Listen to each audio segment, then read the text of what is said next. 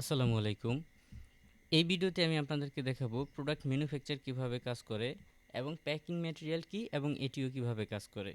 এর জন্য আমি প্রথমে প্রোডাক্ট সেকশনে যাব। প্রোডাক্ট সেকশনে আমার একটা প্রোডাক্ট আছে, আমি এটা একটা প্রোডাক্ট আছে পিওর হানি।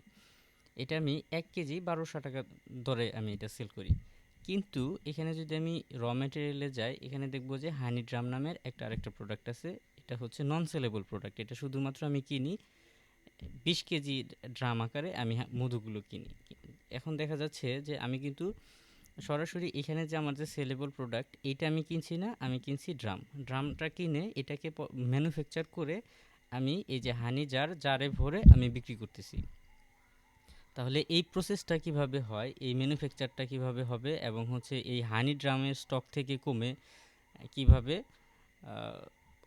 সেলেবল প্রোডাক্টের স্টকে প্লাস হয়ে যাবে সেটা আমরা দেখাবো। এখানে কিন্তু খেয়াল করুন ২০ কেজি দরে আমি এটা কিনি, এটার অ্যাভেলেবল স্টক আছে 1 এবং হচ্ছে আমার ফিনিশড গুডসের যে পিওর হানি আছে এটার অ্যাভেলেবল স্টক আছে 0।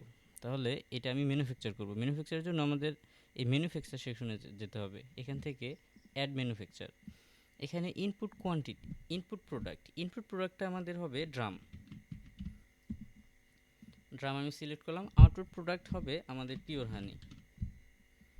তাহলে আমি ইনপুট ইউনিট দিলাম ১, যেহেতু এটা ২০ কেজি পার ইউনিট, সেক্ষেত্রে আমি ১ দিলে ২০ কেজি ইনপুট হবে। আর টোটাল আউটপুট হবে মানে আমার হচ্ছে ১ কেজি যে আমি সেল করি যে পিওর হানিসটা, সেটা কত কত কেজি আউটপুট হবে, সেটা আমার ২০ কেজি আউটপুট হবে। আমি এটা ২০ কেজি দিয়ে দিলাম। এটার যদি কোনো নোট থাকে এখান থেকে নোট দিয়ে সাবমিট করলেই এটা ম্যানুফ্যাকচারটা হয়ে গেছে। এখন আমি যদি এটা আবার প্রোডাক্টের স্টকটা দেখি, তাহলে আমার যে পিওর হানি স্টক সেটা কিন্তু ২০ হয়ে গেছে এখন। আর যে র ম্যাটেরিয়ালটা ছিল সেটা কমে গিয়ে 0 ইউনিট হয়ে গেছে। এখন আমি হচ্ছে করব, এই পিওর হানিটা সেল করব। এখন প্যাকিং ম্যাটেরিয়ালটা কি? মূলত প্যাকিং ম্যাটেরিয়ালটা হচ্ছে যে, যেহেতু আমাদের পিওর হানির সাথে একটা করে জার যাচ্ছে, যেহেতু আমাদের এখানে জারটাও আমাদের স্টকে আমরা এটা পারচেস করতেছি, তাহলে এখানে আমাদের সিস্টেমটা এভাবে করা হয়েছে যে যদি একটা পিওর হানি সেল হয়ে যায়, সাথে সাথে একটা জার কমে যাবে, স্টক থেকে কমে যাবে। এটা কিভাবে কাজ করবে সেটা একটু দেখা দিই।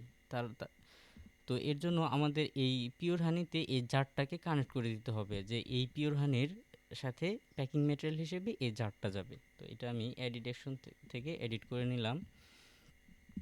এখান থেকে এই যে প্যাকিং ম্যাটেরিয়াল যে সেকশনটা আছে, এখান থেকে আমার জারটাকে সিলেক্ট করে দিতে হবে। তো আমি যদি জারটা দেই, তাহলে এখানে কনভার্সন ফ্যাক্টর মানে এখানে এই পিওর হানি একটা কোয়ান্টিটি গেলে এখানে জারের কয়টা কোয়ান্টিটি যাবে, ধরুন একটা কোয়ান্টিটির সাথে একটাই যাবে, তাহলে এটা বাই ডিফল্ট ওয়ানই থাকবে। আর যদি অন্যান্য কোনো ক্ষেত্রে দেখা গেছে যে একটা আইটেমের সাথে দুইটা এই প্যাকিং ম্যাটেরিয়াল গেলো, সেক্ষেত্রে এখানে টু বা থ্রি এরকম হতে পারে। তো আমি এটা আপডেট দিয়ে দিলাম। তাহলে আমি যদি আবার আমার স্টকটা খেয়াল করি, এখানে আমার র ম্যাটেরিয়াল আছে, হানি জার আছে এটার ৮০ ইউনিট।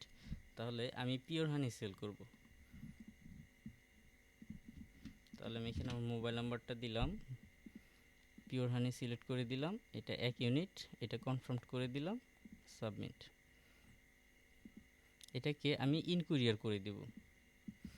ইনকুরিয়ার করে করে দিলে এখন আমাদের এই স্টকটা দেখব কমে গেছে কিনা। আমি এটা পেজটা রিলোড দিয়ে দেখি এবং র ম্যাটেরিয়ালটা দেখি, এখানে কিন্তু ১ ইউনিট কমে গেছে। তার মানে আমার হচ্ছে ফিনিশড গুডস একটা কমে গেলে পাশাপাশি একই সাথে তার প্যাকিং ম্যাটেরিয়ালটাও কমে যাবে।